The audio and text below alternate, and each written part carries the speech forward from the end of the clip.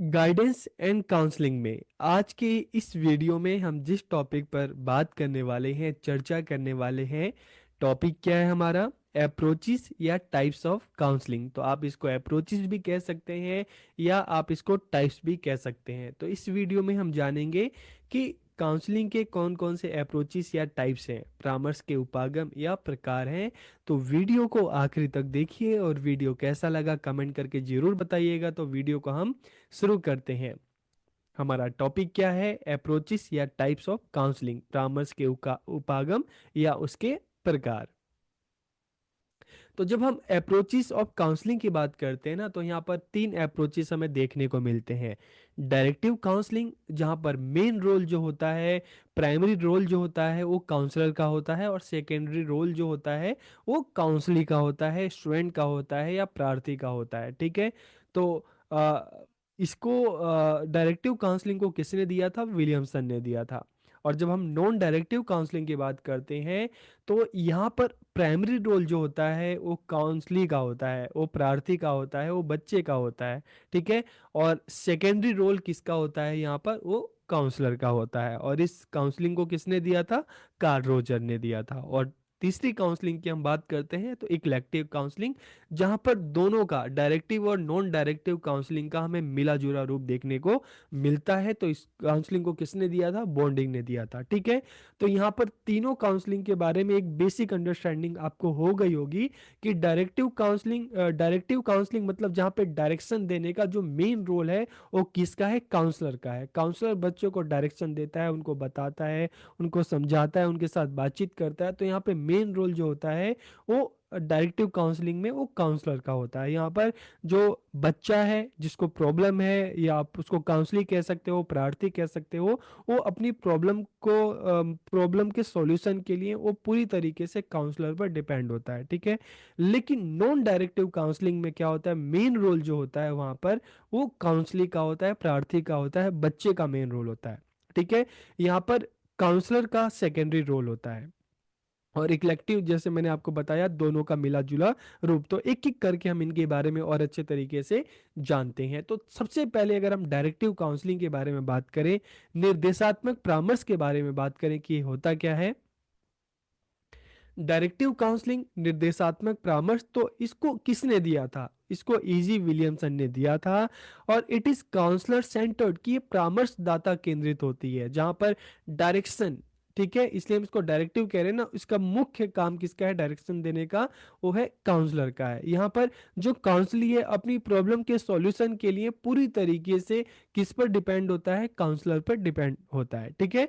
तो in this the counsellor place a more active role than the counselee, कि यहाँ इसमें जो काउंसलर है, जो परामर्शदाता है, प्रार्थी से अधिक सक्रिय भूमिका निभाता है। प्रार्थी मतलब कौन है? जो स्टूडेंट है जिसको प्रॉब्लम है, या काउंसली।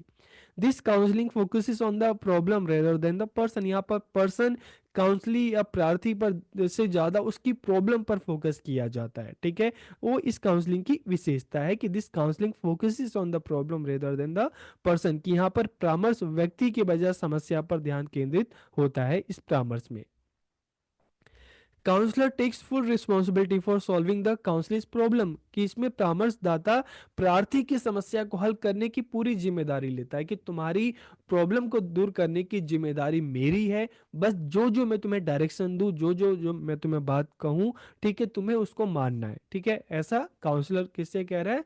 काउंसलिंग से कह रहा है। तो यहाँ पर जो प्रॉब्लम को मतलब उसको सॉल्व करने की पूरी रिस्पॉन्सिबिलिटी काउंसलर ले रहा है। ठीक है।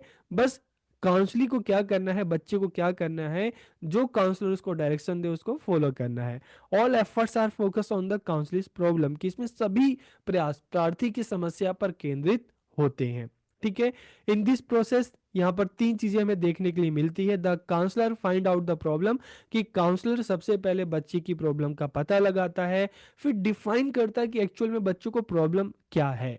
और उसके बाद जब प्रॉब्लम को डिफाइन करता है, तो उसके बाद लास्ट में सजेशन देता है कि उस प्रॉब्लम का क्या सॉल्यूशन हो सकता है, तुम्हें क्या क्या चीजें करनी है, कि तुम अपने प्रॉब्लम को सॉल्व कर पाओ। ठीक है, तो in this the counsellor find out the problem, define them and suggest the solution to the problem. कि परामर्शदाता समस्या का पता लगाता है, उसको परिभाषित करता है कि एक्चुअल में क्या समस्या है, और समस्या के समाधान के बारे में काउंसलिंग को बताता है। इसके कुछ स्टेप्स भी हैं। स्टेप्स क्या है? एनालिसिस। तो एनालिसिस में क्या है? एनालिसिस में काउंसलिंग को बच्चे को अच्छे से समझने के लिए, अच्छे से जानने के लिए काउंसलर क्या करता है? Gathering the necessary data from various sources for an adequate understanding of the counselling. कि अलग अलग सोर्सेज से काउंसलिंग के बारे में, चाहे उसके टेस्ट है हो गए, चाहे उसकी मार्कशीट हो गई, चाहे टीचर से बात करना है, उसके फ्रेंड से बात करना है, पेरेंट्स से बात करना है, तो अलग अलग सोर्सेज से बच्चे के बारे में जो भी इंफॉर्मेशन मिलती है वो कलेक्ट करता है काउंसलर, ताकि वो बच्चे के बारे में अच्छे से जान सके। ठीक है, और उसके बाद संश्लेषण, सिंथेसिस की जो भी डाटा उसने इकट्ठा किया है उसको समराइज करता है, ऑर्गेनाइज करता है, और थर्ड स्टेप में डायग्नोसिस में कंक्लूजन पे पहुंचता है कि समस्या की प्रकृति और कारण की पहचान, की उसको एक्चुअल में क्या समस्या है, और मतलब उस समस्या क्या क्या कारण है। ठीक है, तो identifying the nature and the causes of the problem, third step diagnosis में। ठीक है, तो ये 3 स्टेप आपको समझ में आ गया। सबसे पहला क्या है कि वो डाटा को कलेक्ट करता है ताकि बच्चे के बारे में अच्छे से जान सके, और इसके बाद जो डाटा उसको प्राप्त हुआ है उसको समराइज करता है, ऑर्गेनाइज करता है, और थर्ड स्टेप में धीरे धीरे कंक्लूजन पे पहुंचता है, जहां पर उसको पता चलता है कि एक्चुअल में प्रॉब्लम क्या है, उसका रीजन क्या है। फिर फोर्थ स्टेप में आते हैं forecasting, predicting the future development of the problem. की समस्या के भविष्य के विकास की भविष्यवाणी करना, कि अगर ये प्रॉब्लम आगे भी चलती रही तो बच्चे को क्या इससे नुकसान हो सकता है। और फिफ्थ स्टेप जो सबसे इंपॉर्टेंट है, काउंसलिंग। तो काउंसलिंग किसी एक पर्टिकुलर जगह पे, पर्टिकुलर टाइम पे होता है, जहां पर बच्चा और वो काउंसलर दोनों साथ में बैठते हैं, और जो भी बच्चे की प्रॉब्लम है उसके बारे में बात की जाती है कि प्रॉब्लम क्या है, किस तरह की है, और इसको किस तरह से दूर किया जा सकता है। तो जो भी सजेशन है, जो भी उपाय है, काउंसलर बच्चे को बताता है। ठीक है, और उसके बाद काउंसलर बच्चे को इतना मतलब सक्षम बनाता है। ठीक है, बच्चे में आत्मविश्वास पैदा करता है कि वो किस तरह से बच्चा अपनी प्रॉब्लम को अपने एफर्ट से दूर कर पाएगा। ठीक है, और लास्ट में हम देखते हैं फॉलो अप होता है। फॉलो अप किस लिए होता है? क्योंकि फॉलो अप में क्या होता है, in this stage the effectiveness of the counselling process is evaluated. कि इस चरण में परामर्श प्रक्रिया की प्रभावशीलता का मूल्यांकन किया जाता है। ठीक है, फॉलो अप इसलिए किया जाता है ताकि काउंसलर को ये पता चल सके कि जो भी एफर्ट्स, जो भी एक्टिविटी हैं उसने बच्चे को बताए थे, तो क्या उनसे बच्चे की प्रॉब्लम सॉल्व हुई, और क्या बच्चे की लाइफ में कहीं कोई और दूसरी प्रॉब्लम तो नहीं आई। तो इसके बारे में जानने के लिए, पता करने के लिए लास्ट में फॉलो अप प्रोग्राम जो है वो किया जाता है। ठीक है, कि जो भी काउंसलिंग बच्चे की हुई वो कहाँ तक सफल रही, या बच्चे की लाइफ में कहीं कोई और तो प्रॉब्लम नहीं आई। ठीक है, तो इसलिए फॉलो अप होता है। तो ये इसके स्टेप्स थे। और अगर हम इसके मेरिट्स की बात करें, गुण की बात करें, तो this makes the counselee happy because he she gets a solution to his her problem. कि इसमें प्रार्थी को खुशी मिलती है। क्यों मिलती है? क्योंकि काउंसलिंग इसलिए तो हुई ताकि बच्चे की जो समस्या है वो दूर हो सके। ठीक है, in this the emphasis is on the intellectual aspect rather than the emotional aspect. तो इसमें भावनात्मक पहलू के बजाय बच्चे के जो बौद्धिक पहलू है उस पर ज़्यादा जोर दिया जाता है। क्योंकि मैं हम जैसे हमने स्टार्टिंग में बात की कि ये जो प्रॉब्लम सेंटर्ड है, पर्सन सेंटर्ड नहीं है, तो इसलिए यहाँ पर इंटेलेक्चुअल एस्पेक्ट को ज़्यादा जोर दिया जाता है, इमोशनल एस्पेक्ट को नहीं दिया जाता है। और दूसरी बात ये भी है कि ये काउंसलर सेंटर्ड है। ठीक है, तो यहाँ पर जो मेन जो रोल है वो काउंसलर का है। और काउंसलर क्या है? बच्चे से क्वेश्चन पूछेगा, बात करेगा, और बच्चा पूरी तरीके से काउंसलर पर डिपेंड रहता है यहाँ पर। ठीक है, तो इसलिए यहाँ पर इंटेलेक्चुअल एस्पेक्ट को ज़्यादा जोर दिया जाता है, इमोशनल एस्पेक्ट को नहीं दिया जाता, क्योंकि ये प्रॉब्लम सेंटर्ड है। In this more attention is given to the problem and less to the person. कि इसमें समस्या पर अधिक और व्यक्ति पर कम ध्यान दिया जाता है। ठीक है, ताकि प्रॉब्लम दूर हो सके। लिमिटेशंस क्या क्या है इसकी? This counsellor is overly dependent on the counsellor. कि इसमें प्रार्थी पूरी तरीके से काउंसलर पर ही डिपेंड रहता है प्रॉब्लम के सॉल्यूशन के लिए, और यह प्रार्थी की पहल को खत्म कर देता है। कि मतलब यहाँ पर काउंसलिंग का कोई इनिशिएटिव नहीं होता, क्योंकि यहाँ पर मेन रोल जो होता है वो काउंसलर का होता है।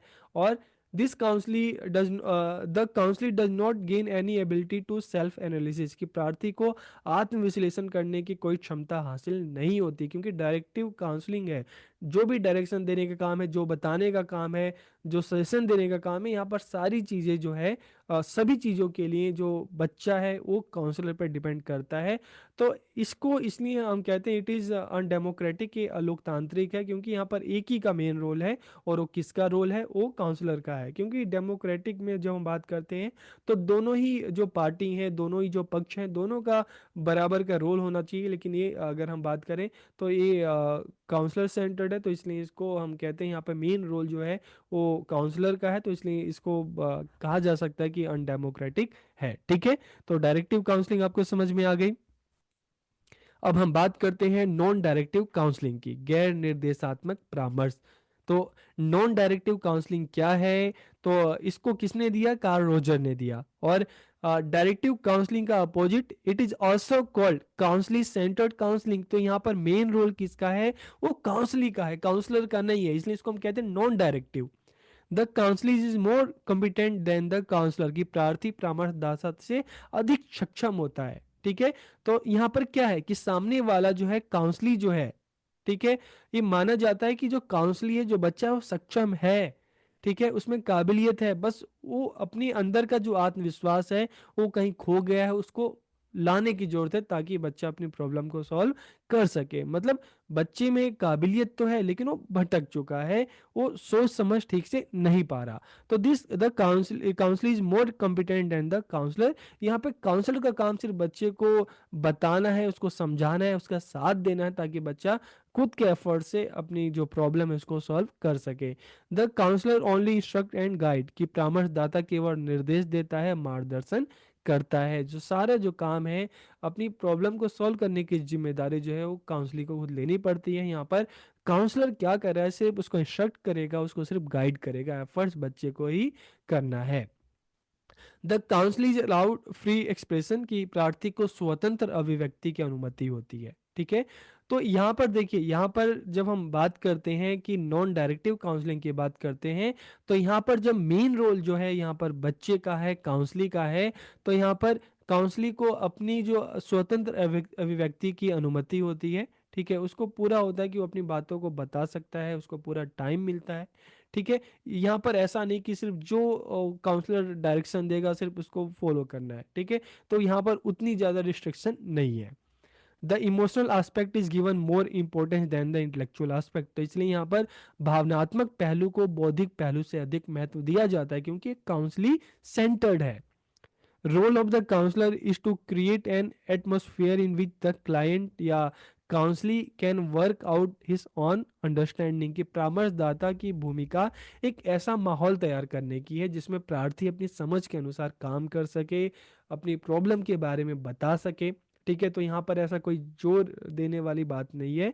तो परामर्शदाता का काम, काउंसलर का काम, जहाँ पे काउंसलिंग हो रही है इस तरह का माहौल बनाए, ठीक है, जहाँ पर जो बच्चा है वो अपने आप को सेल्फ एक्सप्रेस कर सके, ठीक है, अपनी बातों को बता सके बिना किसी भय के, बिना किसी डर के। ठीक है, तो परामर्शदाता का काम एक अच्छा माहौल तैयार करना है जिसमें एक अच्छी बातचीत हो सके, एक अच्छा डिस्कशन हो सके, जहाँ पर बच्चे पर किसी तरह का कोई दबाव नहीं डालना, बच्चा अपनी मर्जी से, ठीक है, जो उसको अच्छा लगे, जो बताना चाहता है बताए। और अगर कोई चीज़ अगर नहीं मान लो बता रहा तो उसके बारे में कोई जोर जबरदस्ती नहीं देना है। The counselee feel that the counsellor really respect the counselee's idea, तो यहाँ पर प्रार्थी को लगता है, काउंसली को लगता है कि जो काउंसलर है, ठीक है, उसके विचारों का सम्मान करता है। तो इसलिए तो स्टार्टिंग में कि एक अच्छा माहौल बनाना, एक पॉजिटिव माहौल बनाना, जहाँ पर जो काउंसली है थोड़ा सा कंफर्ट फील करे। ठीक है, उसको लगे कि हाँ मेरे विचारों को, मेरा भी यहाँ पर सम्मान किया जा रहा है, ताकि वो अपने आप को अपने मतलब जो भी उसकी प्रॉब्लम है उसके बारे में अच्छे से बता सके। The counsellee actively participate, gains information about the problem with the help of the counselor and arrives at a decision and action, कि प्रार्थी सक्रिय रूप से यहाँ पर भाग ले रहा है, ठीक है, और परामर्शदाता की मदद से समस्या के बारे में जानकारी प्राप्त करता है कि उसकी एक्चुअल यहाँ पर मतलब आप ये समझ सकते हैं कि यहाँ पर जो काउंसलिंग प्रोसेस है वहाँ पर काउंसलर के साथ साथ जो काउंसली है, जो बच्चा है, वो भी एक्टिवली इसमें पार्टिसिपेट कर रहा है। और काउंसलर की हेल्प से बच्चे को ये पता चल रहा है कि उसकी उसकी एक्चुअल प्रॉब्लम है क्या। तो अपनी प्रॉब्लम के बारे में जानकारी प्राप्त करता है, और आपस में डिस्कशन के माध्यम से मतलब उसको पता चलता है कि वो चीज़, उसे क्या चीज़ें करनी चाहिए कि वो अपनी प्रॉब्लम को दूर कर सकता है, उसे क्या क्या चीज़ें करनी चाहिए, क्या क्या चीज़ें नहीं करनी चाहिए। The counselee is encouraged to take the lead in the conversation and express his her attitude, feeling and opinion। कि इसमें प्रार्थी को बातचीत में नेतृत्व करने, डायरेक्टिव में लीड कौन कर रहा था? काउंसलर। लेकिन यहाँ पर जो काउंसली है उसको बातचीत में जो हो रही है, जो डिस्कशन हो रहा है, उसको लीड करने और अपने दृष्टिकोण, अपनी भावनाओं और अपने विचारों को व्यक्त करने के लिए प्रोत्साहित किया जाता है। यहाँ पर ये नहीं कि सिर्फ काउंसलर ही पूछ रहा है, ठीक है, ऐसा नहीं है। वहाँ वो डायरेक्टिव में है। यहाँ पर क्या है कि यहाँ पर काउंसलर बच्चों को मौका दे रहा है कि तुम स्टार्ट करो, तुम शुरू करो, तुम अपने बारे में बताओ, तुम्हें क्या जो भी बताना है, जो भी प्रॉब्लम तुम्हें हो रही है, तुम उसके बारे में बताओ, ठीक है। तो इसमें प्रार्थी को बातचीत में नेतृत्व करने, अपने दृष्टिकोण, भावना और विचारों को व्यक्त करने के लिए काउंसलर क्या कर रहा है? प्रोत्साहित कर रहा है, ठीक है, उस पर जोर नहीं डालना। The counsellor attempt to develop a mutual sense of rapport and trust on both side. की परामर्शदाता दोनों पक्षों में, दोनों पक्ष कौन है? काउंसलर और काउंसलिंग में तालमेल और विश्वास की पारस्परिक भावना विकसित करने का प्रयास करता है। क्योंकि देखिए, ये काउंसलर इसलिए कर रहा है क्योंकि एक अच्छा माहौल जो होगा डेवलप होगा, एक अच्छा एनवायरनमेंट डेवलप होगा, एक अच्छा रेपर्ट बनेगा, और काउंसली को काउंसलर के ऊपर ट्रस्ट होगा, ठीक है। तभी तो वो उस कंफर्ट में पहुंचेगा कि वो अपनी जो भावनाएं हैं काउंसलर के सामने अभिव्यक्त कर सके। इसके क्या गुण हैं, मेरिट क्या है? काउंसलिंग सेंटर्ड अप्रोच है कि यहाँ पर प्रार्थी केंद्रित विचारधारा है, ठीक है, जहाँ पर काउंसलिंग पे कोई ऐसा जोर जबरदस्ती नहीं होता, बल्कि उसको पूरा मौका दिया जाता है, एक ऐसा एनवायरनमेंट बनाया जाता है जहाँ पर वो अपने विचारों को खुद से अभिव्यक्त करे, ठीक है। Development of problem solving capability in the counselling, की प्रार्थी में खुद से समस्या समाधान क्षमता का विकास करना है। डायरेक्टिव में हमने देखा था कि वहाँ पर जो काउंसलर जो है वो रिस्पॉन्सिबिलिटी ले रहा था बच्चे की प्रॉब्लम सॉल्व करने की, लेकिन इसमें बच्चे में इस तरह की क्षमता का विकास करने की बात की गई कि बच्चा अपनी प्रॉब्लम को खुद से सॉल्व कर सके, खुद से अपने बारे में बता सके, खुद से अपनी भावना को व्यक्त कर सके। Enabling the individual to make adjustment, की व्यक्ति को समायोजन करने में सक्षम बनाना। इट रिमूव्स इमोशनल ब्लॉकेज, की भावनात्मक अवरोध को दूर करता है, ठीक है। लिमिटेशंस की बात करें तो देखिए, काउंसलिंग जो होती है ना, वो टाइम कंज्यूमिंग होती है, टाइम टेकिंग होती है, ठीक है। Not all the problems can be sorted out through talking, कि सिर्फ बातचीत के माध्यम से हम किसी भी समस्या का समाधान नहीं किया जा सकता, ठीक है।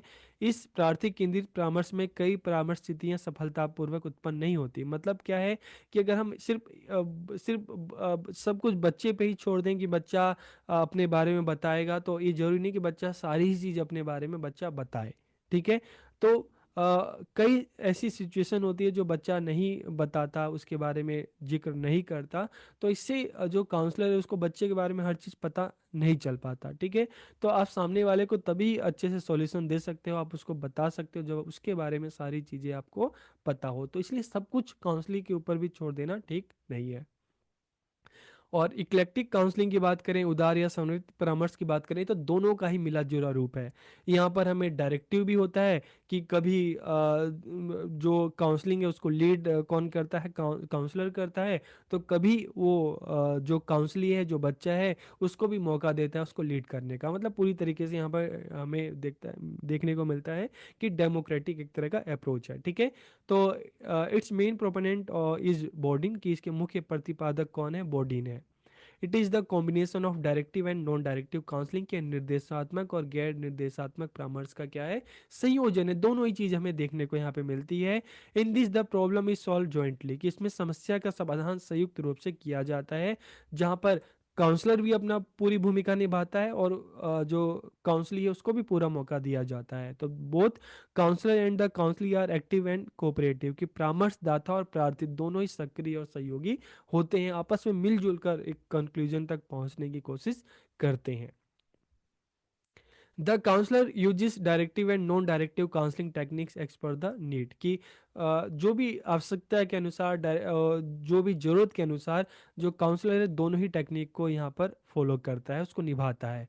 The counsellor may start with directive technique but when the situation demands he she may switch to non directive counselling. मतलब दोनों ही चीज़ें हमें यहाँ पे देखने को मिलती है। जैसी सिचुएशन है, जैसी नीड है, उस हिसाब से टेक्निक को अपनाना है। डायरेक्टिव की नीड है तो डायरेक्टिव, नॉन डायरेक्टिव की नीड है तो नॉन डायरेक्टिव। ठीक है। इसके मेरिट्स क्या हैं? Development of problem solving capability in the counselling, की प्रार्थी में समस्या समाधान क्षमता का विकास करना। Enabling the individual to make adjustment, कि व्यक्ति को समायोजन करने में सक्षम बनाना। इसमें भावनात्मक बौद्धिक दोनों पहलू पे जोर दिया जाता है। और इसमें हम बात करते हैं attention is given to both the problem and person, की प्रॉब्लम पर भी पर्सन पर भी दोनों पर ही ध्यान यहाँ पर दिया जाता है। और लिमिटेशंस की बात करें तो देखिए, अगर लिमिटेशंस की बात करें तो बस यहाँ पर एक ही चीज़ हमें देखने को मिलती है कि टाइम कंज्यूमिंग है। ठीक है। तो इस तरह से आज के इस वीडियो में हमने तीनों अप्रोचेस की बात की। डायरेक्टिव काउंसलिंग जिसको विलियमसन ने दिया था, जो काउंसलर सेंटर्ड है। नॉन डायरेक्टिव काउंसलिंग जिसको कार्ल रोजर ने दिया था, जो काउंसलिंग सेंटर्ड है। और इक्लेक्टिक जहाँ पर दोनों ही टेक्निक हमें देखने को मिलती है। तो वीडियो आपको कैसा लगा कमेंट करके ज़रूर बताइए। आप सबका बहुत बहुत धन्यवाद।